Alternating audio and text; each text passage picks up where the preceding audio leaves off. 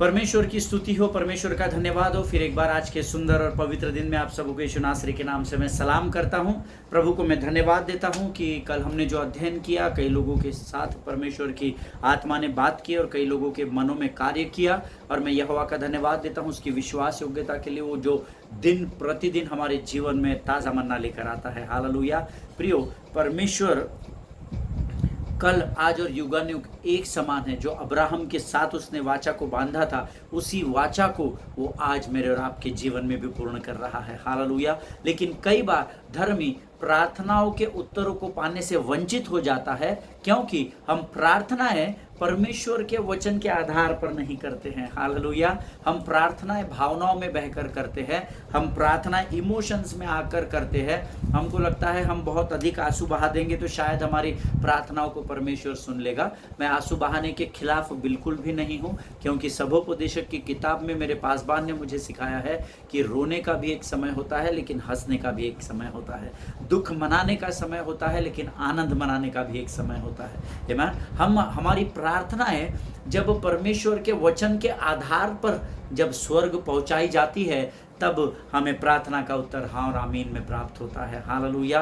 परमेश्वर आज के इस पवित्र दिन में आप सबों को बड़ी बहुतायत से आशीष दे, ऐसी मैं प्रभु से प्रार्थना करता हूँ। आज परमेश्वर ने फिर एक बार हम सबों को इकट्ठा किया है ताकि हम उसकी वाणी को सुन सके, और उसके द्वारा जो ज्ञान और जो समझ की बातें परमेश्वर हमारे जीवन पर उंडेलता है प्रियो, वो इसलिए नहीं क्योंकि वो बातें आपके अंदर बनी रहे, परंतु इसलिए क्योंकि उन वचनों के द्वारा परमेश्वर की महिमा आपके जीवन के द्वारा इस पृथ्वी पर प्रकट हो सके। हालेलुया।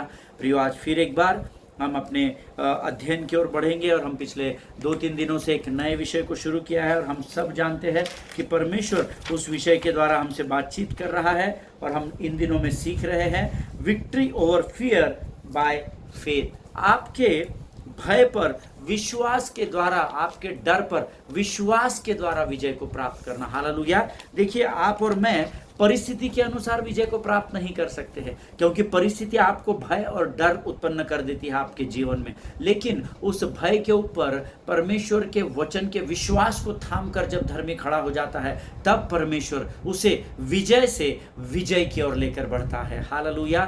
मैंने आपको इसके पहले भी बताया है, हम विजय के पीछे भागने वाली भीड़ का हिस्सा नहीं है, परंतु हम विजय में खड़े होकर परमेश्वर की आराधना करने वाली भीड़ का हिस्सा है। हालेलुया। प्रियो, परमेश्वर ने पहले हमसे प्रेम किया है, परमेश्वर ने पहले हमें चुना है, उसने अपने इकलौते पुत्र को हमारे पहले कलवरी पर दिया है ताकि हम उसकी स्तुति और प्रशंसा में मगन हो सके। हालेलुया। प्रियो, आज फिर एक बार प्रभु ने हमको इकट्ठा किया है ताकि हम भजन संहिता में ना एक वचन लिखा हुआ है, भजन संहिता 106 उसका 12 वचन होगा शायद, वो भजन संहिता 106 उसका 12 वचन। क्यों ना हम सब मिलकर उस वचन को पढ़ेंगे। वो वचन कहता है, या मैं आपको बता देता हूँ, तब उन्होंने उसके वचनों का विश्वास किया और उसकी स्तुति गाने लगे। हालेलुया। ये परमेश्वर का वचन है, और वचन हमें यह बताता है जो प्रभु पर विश्वास करते हैं वे ही केवल परमेश्वर की स्तुति कर सकते हैं। हालेलुया। क्योंकि एक स्थान पर यह भी लिखा है कि जो मृतक है, मृतक तो यहाँ की स्तुति नहीं कर सकते हैं। हालेलुया। जो विश्वास प्रभु में करते हैं वो ही परमेश्वर की स्तुति कर सकते हैं। आमीन। आज हम फिर एक बार प्रभु की आत्मा हमें इस भय के ऊपर कैसे विश्वास के द्वारा विजय को पाना है, इस विषय में प्रभु की आत्मा हमें ज़रूर सिखाएगी। लेकिन जैसे हम रोज़ अपने वचनों को सुनने का सिलसिला जो है, या इसको सुनने से पहले हम रोज़ जैसे प्रभु के वचनों के कुछ भाग को पढ़ते हैं, आज भी हम अपने अपने पवित्र शास्त्र निकालेंगे। और आज हमने जो पढ़ने के लिए वचन चुना है वो है भजन संहिता उसका 106 अध्याय, उसके 42 से लेकर के उसके 46 वचनों तक हम पढ़ेंगे। Psalms chapter 106 verses 42 to 46 we are going to read. और हम सब जिनके पास, आपके पास कोई भी भाषा में पवित्र शास्त्र हो सकता है, आप जिस भी भाषा पर आप अध्ययन करते हैं, जिस भी भाषा में आप अपने अपने पवित्र शास्त्र में इन वचनों को मेरे साथ पढ़ेंगे। आमीन। भजन संहिता उसको 106 अध्याय उसके 42 से लेकर 46 वचन कहता है, उनके शत्रुओं ने उन पर अंधेर किया और वे उनके हाथ तले दब गए। ये परमेश्वर, दाऊद जिसने भजन का लिखने वाला दाऊद, ये इजरायली प्रजा के बारे में, परमेश्वर की प्रजा के बारे में यहाँ पर बता रहा है कि उनके शत्रुओं ने उन पर, अर्थात परमेश्वर के सेना पर या परमेश्वर की प्रजा पर अंधेर किया और वे उनके हाथ तले दब गए। बारंबार उसने उन्हें छुड़ाया, अर्थात परमेश्वर ने अपने लोगों को, जिनसे वो प्रेम करता था, उस इजरायली प्रजा को एक बार नहीं, वचन कहता है बारंबार अंधेर से छुड़ाया, बारंबार शत्रु के चुंगल से उन्हें छुड़ाया, बारंबार बहलिए के जाल से उन्हें आजाद किया, परंतु वे उसके विरुद्ध युक्ति करते गए और अपने अधर्म के कारण दबते गए। हालेलुया। प्रियो, परमेश्वर हमें बारंबार बारंबार बारंबार छुड़ाता है जब हम गलत कामों में फंस जाते हैं या जब हमारे ऊपर विपत्ति आती है। लेकिन देखिए वचन क्या कहता है, सतर्क हो जाइए इस वचन के द्वारा। वचन कहता है बारंबार परमेश्वर ने अपने लोगों को छुड़ाया, परंतु वे उसके विरुद्ध अर्थात परमेश्वर के विरुद्ध युक्ति करते गए और अपने अधर्म के कारण दबते चले गए। हालेलुया, ईमान। वचन आगे कहता है, तो भी जब जब उनका चिल्लाना उसके कान में पड़ा, तब तब उसने उनके संकट पर दृष्टि की। हालेलुया। ये मेरे परमेश्वर की महानता है। ईमान।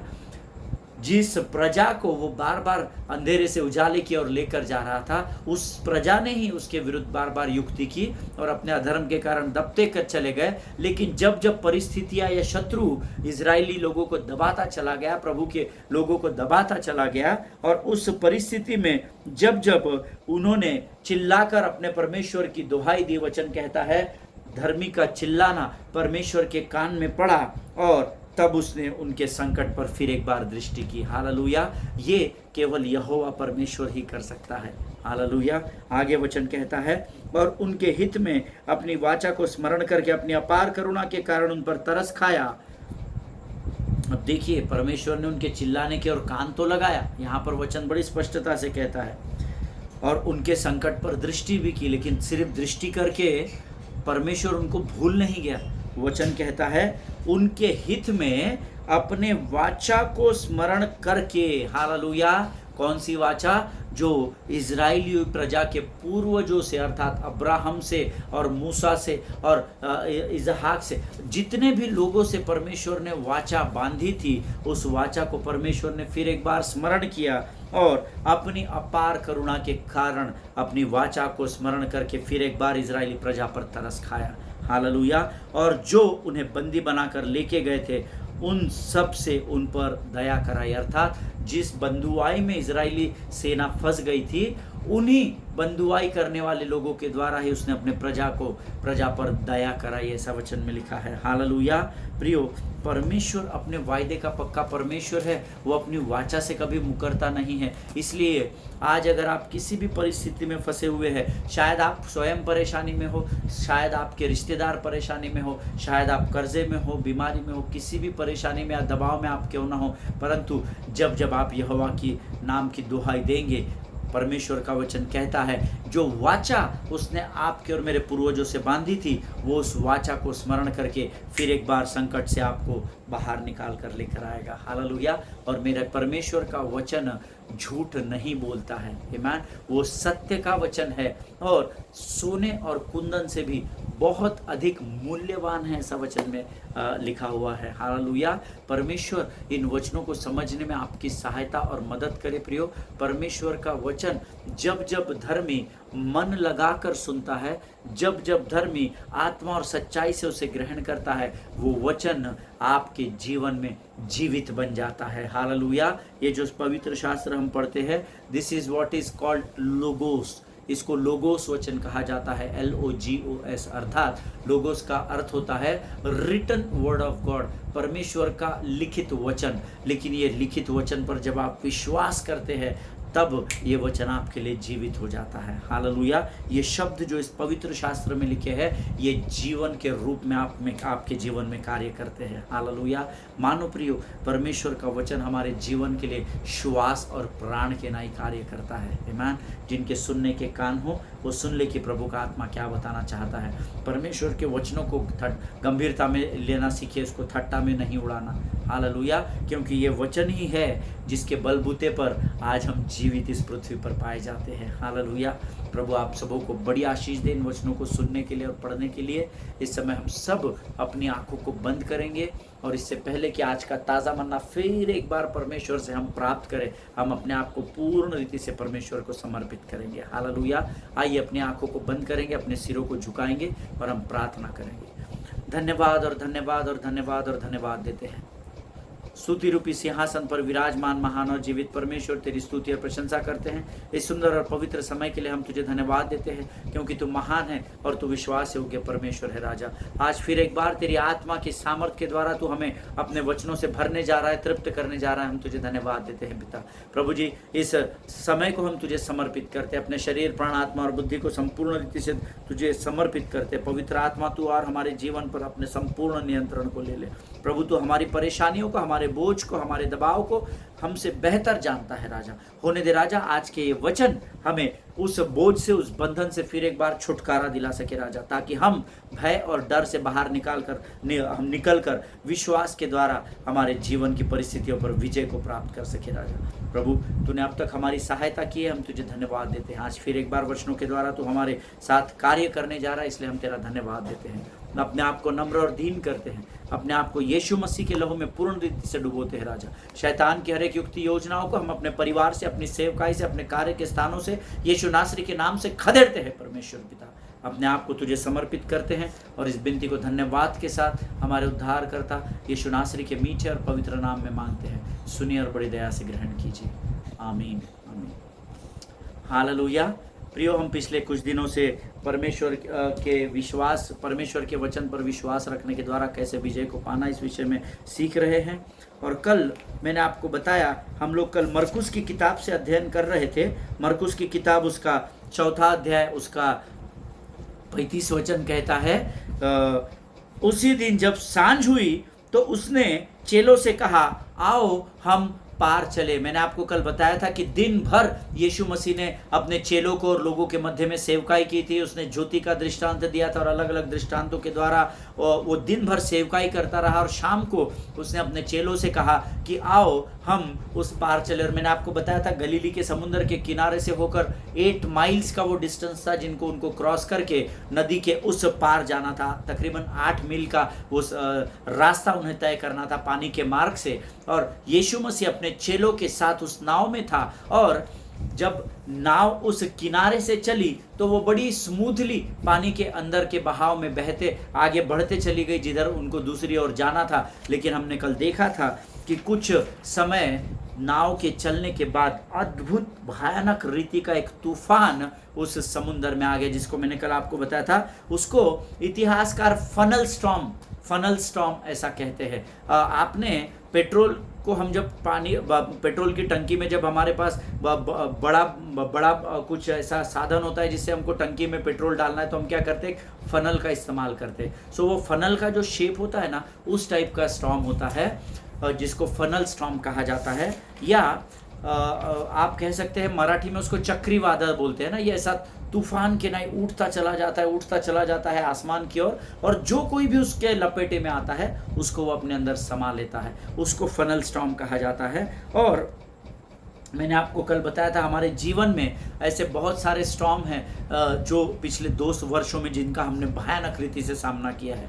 इकोनॉमिक स्टॉर्म आया है हमारे जीवन में, इकोनॉमिक लॉस हुआ है, फिजिकल लॉस हुआ है, कोविड की वजह से बहुत सारा नुकसान हम लोगों का। और उस भयंकर तूफान में जो भी उसमें समा गया, उसको वो तूफान निगल गया। हमने अपने कई लोगों को खो दिया है उसमें, और हम सब इस बात के गवाह हैं। और आपको मैं बताना चाहता हूँ कि इस टाइप के जो तूफान होते हैं ना, ये शून्य से उत्पन्न होते हैं। किसी को पता नहीं था कोविड ऐसा भयंकर रूप धारण करेगा ना। कहीं से तो भी ऐसे प्रकार के जो तूफान होते हैं वो हमारे जीवन में शून्य से तैयार हो जाते हैं। सब अच्छा चल रहा होता है, सब। अभी देखिए, ये भी लोग जब चेले यीशु मसीह के साथ नाव से निकले तो सब कुछ स्मूथ था। शायद हो सकता है वो भजन गाते हुए, प्रभु की स्तुति और महिमा करते हुए, आनंद मनाते हुए, शायद उस गीतों को गाते हुए उस गलील के उस समुद्र के किनारे से बढ़ रहे, और अचानक से ये तूफान आ गया। हालेलुया। और ऐसी परिस्थितियां धर्मी के जीवन में भी आती है। शून्य से कई बार इस प्रकार के तूफान हमारे जीवन में आ जाते हैं। हालेलुया। लेकिन मैंने आपको कल एक बात बताई थी कल मुझे कुछ लोगों के ईमेल्स आए हैं, एक दो लोगों ने फ़ोन कॉल्स करके पूछा है। मैंने कल आपको बताया था कि disciples were in the storm while they were also in the will of God. Hallelujah. वो तूफान में तो फंसे हुए थे, लेकिन वो उस समय परमेश्वर की इच्छा में भी बने हुए थे। कैसे बने हुए थे? क्योंकि परमेश्वर ने उनको ये कहा था कि आओ हम उस पार चले। हालेलुया। तो उन्होंने क्या किया था?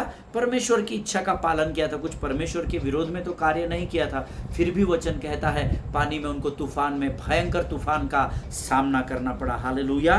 प्रियो, कई लोग गलत सेवकाई, गलत प्रचार को करते हैं, जो ये बताते हैं कि जब आप प्रभु यीशु मसीह की इच्छा में चलते हैं तो आपका जीवन सब गुड़ होता है ना, सब भला ही भला होता है, कोई परेशानी नहीं होगी, कुछ नहीं होगा। लेकिन देखिए, झूठे वचनों से सचेत रहना सीखिए। हालेलुया। यहाँ पर वचन बताता है कि वो परमेश्वर की इच्छा में भी थे, येट देवेर वो तूफान का सामना कर रहे थे। They were facing the storm which was out of their mind. They never thought of it. Amen. उन्होंने कभी सोचा नहीं था। ऐसा शून्य से एक तूफान उस समुद्र की लहरों में उत्पन्न हुआ और इतना भयंकर था कि हमने 37 वचन में पढ़ा था कि पानी की लहरें जो थी वो नाव के अंदर चली आ रही थी, पानी नाव के अंदर जमा हो जा रहा था। हालेलुया। प्रियो, हम यह भूल जाते हैं, मैंने कल आपको बताया था कि कई बार जब परीक्षा का समय आता है, चाहे वो आपकी मिड टर्म रहे, चाहे वो क्विज रहे, चाहे वो कॉलेज के एग्जाम्स रहे, लेकिन परीक्षा उसको भी देनी पड़ती है जो साल भर अध्ययन करता है, और उसको भी देनी पड़ती है जिसने कभी किताब को हाथ भी न लगाया हो। हालेलुया। सो इसका अर्थ ये नहीं है कि मैंने साल भर पढ़ाई की तो मेरे जीवन में परीक्षा का समय ही नहीं आएगा और मुझे ऐसा ही, अरे आपने साल भर पढ़ाई की है क्या, अच्छा तो आपको हम ऐसे ही पास कर देते हैं। परीक्षाएं हर एक के जीवन में आती हैं और परीक्षाओं से हर एक को गुजरना होता है प्रभु के लोगों। आमीन। सो ये नहीं सोचना, झूठी भरमाने वाली शिक्षाओं में फंसना नहीं कि अगर आप प्रभु की इच्छा का पालन करोगे तो आपके जीवन में परीक्षाएं नहीं आएगी। नहीं, फिर भी परीक्षाएं आएगी। यीशु मसीह तो इतने परमेश्वर की ऐसी कोई भी आज्ञा नहीं जिस आज्ञा के पिता की आज्ञा का प्रभु यीशु मसीह ने पालन न किया हो, लेकिन हजारों हजार परीक्षाओं से उसको गुजरना पड़ा। हालेलुया। सो भरमाने वाली परीक्षाओं से, भरमाने वाले वचनों से आपको संभल कर रहना होगा। मरकुस 4:37 के अनुसार पानी नाव में भरता चला जा रहा था, है ना, हमने कल पढ़ा था। मैं चाहता हूँ फिर एक बार आपको रिमाइंडर के लिए हम लोग इस वचन को पढ़ लेंगे। मरकुस रचित सुसमाचार उसका 4 अध्याय उसका 37 वचन। The gospel of Mark chapter 4 verse 37 says, तब बड़ी आंधी आई और लहरें नाव पर यहाँ तक लगी कि वह पानी से भरी जाती थी। हालेलुया। और अब आगे का वचन देखिए, यहाँ पे एक बहुत बड़ा ट्विस्ट है। मरकुस रचित सुसमाचार उसका 4 अध्याय उसका 38 वचन हम पढ़ेंगे। The gospel of Mark chapter 4 verse 38 says, पर वह आप पिछले भाग में गद्दी पर सो रहा था, तब उन्होंने उसे जगाकर उससे कहा, हे गुरु, क्या तुझे चिंता नहीं कि हम नष्ट हुए जाते हैं? आमीन। ये परमेश्वर का वचन है। जितनों ने पढ़ा है, परमेश्वर जरूर आपके पढ़े जाने पर आपको आशीष दे। हालेलुया। प्रियो, वचन कहता है यहाँ लहरें पानी के नाव से टकरा कर नाव के अंदर भरी चली जा रही थी, पानी से भर रही थी, और यीशु मसीह उस समय पिछले भाग में गद्दी पर सो रहा था। हालेलुया। लेकिन मैं चाहता हूँ इसके आगे का भाग आप अंडरलाइन कर ले। तब उन्होंने उसे जगाकर उससे कहा। हालेलुया। इतने भाग को अंडरलाइन कर ले। जो लोग नोट्स लिखते हैं या जो वचन गंभीरता से पवित्र शास्त्र पढ़ते हैं अध्ययन के समय में, वो इस वचन को अंडरलाइन कर सकते हैं। तब उन्होंने, अर्थात चेलों ने, यीशु मसीह को जगाकर उससे कहा। हालेलुया। प्रियो, ये कई बार हमारे जीवन में ऐसी परिस्थिति आती है, या इस समय शायद जब पानी की लहरें पानी के रूप में भयंकर रूप लेकर नाव में जब पानी भर रहा था, तो शायद यीशु मसीह को जगाने से पहले इन लोगों ने, चेलों ने शायद आपस में बात की होगी, यार ये हमारा कैसा गुरु है, ये हमारा कैसा रब्बी है कि ये पानी पूरा नाव में भरता चला जा रहा है, हम डूब रहे हैं, हम नष्ट होते चले जा रहे हैं, और ये आराम से सो रहा है। ये कैसा रब्बी है जिसको हमारी चिंता नहीं है, क्योंकि आज ऐसा ही हम भी सोचते हैं। जब हम किसी परीक्षा में होते हैं और जब हमें उससे निकलने के मार्ग नहीं दिखते हैं या जब हम उसमें फंस जाते हैं, तब हम भी कई बार ऐसा सोचते हैं कि ये कैसा यीशु मसीह परमेश्वर है जो हमारा उद्धार करता है, जो हमें इस परीक्षा से बाहर नहीं निकाल रहा है। ऐसी क्या बात है कि वो हमें बाहर नहीं निकाल रहा है। आमीन। अगर मैं ऐसा सोचता हूँ मेरे कठिन परिस्थिति में, मेरे परीक्षा के समय में, तो मेरा विश्वास है चेले भी उस समय ऐसा ही सोच रहे होंगे। क्यों? क्योंकि वो मेरे और आपके जैसे ही साधारण मनुष्य थे। हालेलुया। और हो सकता है कि जैसे मैं आज आपको ये एग्जाम्पल दे रहा हूँ, वो भी शायद उस समय वैसा ही सोच रहे हो। क्या आपने कभी इस बात को अपने जीवन में नोटिस किया है कि देखिए पवित्र शास्त्र बहुत अद्भुत वचन है परमेश्वर के, बहुत ही अद्भुत किताब है। क्या कभी आपने इस बात को नोटिस किया है कि जब आप अपने क्लासरूम में परीक्षा दे रहे होते हो, तब आपका शिक्षक जो है या आपका जो इन्विजिलेटर है या जो आपके ऊपर निगरानी रख रहा है, वो शांति से टेबल पर बैठा हुआ होता है या शांति से आपके आसपास घूम रहा होता है। वो बड़बड़ बातचीत नहीं करता है वहाँ पर, या आकर आपको वो ये नहीं बोलता अच्छा तुझे क्या नहीं पता है, बता मैं तुझे तुरंत अभी इस परीक्षा में पास करा देता हूँ, चल तुरंत मैं तुझे आंसर बता देता हूँ। नहीं, आप अपने रोज के जीवन से, अनुभव से सीख सकते हैं पवित्र शास्त्र। जब आप एग्जाम्स को अपीयर करते हैं तो आपका जो इन्विजिलेटर होता है या जो आपका गुरु होता है, वो शांत रूप से बैठा हुआ होता है। और अगर आप भी बात करते तो आपको क्या बोलता है, साइलेंस प्लीज, कोई भी बात नहीं करेगा। और कई बार मैंने अपने जीवन में अनुभव किया, आपने भी जरूर किया होगा, कई बार वो क्लासरूम से बाहर भी चला जाता है। हालेलुया। क्योंकि सब एग्जाम दे रहे होते हैं, सारा पिन ड्रॉप साइलेंस वहां पर होता है। और अगर उस शांति के समय में एक भी व्यक्ति की आवाज आती है तो वो क्या बोलता है, साइलेंस, कोई किसी से बात नहीं करेगा। आमीन। ये मेरा अनुभव है, आपका भी जरूर रहा होगा। हालेलुया। सी देयर वास्तविकता को आप सीखने की कोशिश करें प्रियो। आप वहां पर परीक्षा देने के लिए स्ट्रगल कर रहे हैं, आपको प्रश्न के उत्तर नहीं आ रहा है कि यार मैं क्या लिखूं, फेल तो नहीं हो जाऊंगा परीक्षा में। आप स्ट्रगल कर रहे हैं, आपको कुछ समझ में नहीं आ रहा है कि वहां क्या हो रहा है, and you are trying to come out of that struggle. You know, आप अपने मन पर जोर दे रहे हो, अपने दिमाग पर जोर डाल रहे हो, यार इस क्वेश्चन का आंसर क्या होगा। आप स्ट्रगल की परिस्थिति में हो, है ना। हर कोई होता है, हर कोई इससे गुजरा है। मैं जो आपको वचन बता रहा हूँ, मैं भी गुजरा हूँ परीक्षा के समय से, और आप लोग भी परीक्षा के समय से गुजर चुके हैं या इन दिनों गुजर रहे होंगे। हालेलुया। हम स्ट्रगल कर रहे हैं कि हम उस कठिन परिस्थिति के जो प्रश्न हमको समझ में नहीं आ रहा है, उसके उत्तर को प्राप्त करने के लिए हम स्ट्रगल कर रहे हैं ताकि हम उससे बाहर आ सके। और टीचर आपको कह रहा है साइलेंस प्लीज, कोई बात नहीं करेगा एक दूसरे से। और देखिए उस समय कितना गुस्सा आता है कि मैं इतना स्ट्रगल कर रहा हूँ और ये मुझे वो उसका उत्तर भी प्राप्त करने की अनुमति नहीं दे रहा है, या मुझे कुछ समझ में नहीं आ रहा है और ये और मुझे ऊपर से परेशान कर रहा है, मुझे बोलता है शांत रहो। Hallelujah. Am I making any sense to anyone here? क्या मैं आप में से किसी एक से भी बात कर रहा हूँ क्या? अपने दिनों को याद करें। आप एग्जाम दे रहे हैं और आपको सूझ नहीं रहा है, उत्तर नहीं आ रहा है, और आप देख रहे हैं कि टीचर क्या कर रहा है। टीचर की जैसी नज़र घूम रही है तो आप दाएं बाएं आगे पीछे वाले को इशारों से पूछने की कोशिश कर रहे हैं कि चौथे प्रश्न का दूसरा उत्तर क्या है ना। वो मार्किंग के द्वारा, हम लोग चिन्हों के द्वारा पूछते थे जब हम लोग भी एग्जाम्स अपीयर करते थे। हालेलुया। और ऐसी परिस्थिति में एकदम से आपका गुरु, आपका इन्विजिलेटर आपको देख लेता है, हेलो ब्रदर, आप किससे बात कर रहे हो, पूछना नहीं, शांत रहो, अपना पेपर खुद सॉल्व करो। क्या आप इमेजिन कर सकते हैं उस बात को? हालेलुया। आमीन। इन द सेम वे, जैसा वो परीक्षा का समय होता है, sometimes when you are in the storm, Jesus will get quiet on you. Hallelujah.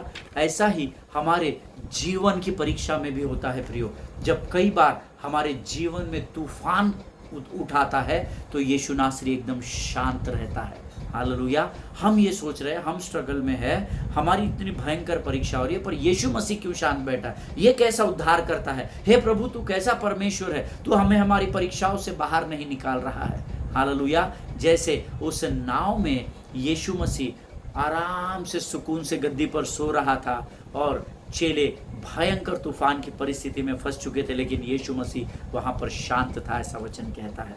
Hallelujah. वैसे ही परिस्थिति कई बार हमारे जीवन में भी आती है। इतना तूफान उठा हुआ है, कुछ सूझ नहीं रहा है, किधर जाऊँ, किसको मदद मांगूँ, क्या करूँ, कैसे मैं इस विपत्ति से या परेशानी से अपने आप को बाहर निकालूँ। और ऐसे समय मेरा उद्धारकर्ता और आपका उद्धारकर्ता शांत बैठा हुआ है। हालेलुया। और तब हमको क्या होता है, इरिटेशन हो जाता है, जैसे यहाँ पर चेलों को हो गया था। हालेलुया। और वो जाकर क्या कह रहे हैं अपने रब्बी से, उन्होंने उसे जगाकर उससे कहा, हे गुरु, क्या तुझे चिंता नहीं कि हम नष्ट हुए जाते हैं। हालेलुया। ये परमेश्वर का वचन है प्रियो। परमेश्वर इस वचन को समझने में आपकी सहायता करे। आज हम यहाँ समाप्त करेंगे, कल फिर हम यहाँ से आगे की बातों को प्रभु से सीखने का प्रयत्न करेंगे। इस समय हम अपनी आंखों को बंद करेंगे और प्रार्थना करेंगे। Let us pray. खुदावन प्रभु यीशु नासरी के नाम से सुंदर और पवित्र समय के लिए, अद्भुत वचनों के लिए धन्यवाद देते हैं राजा।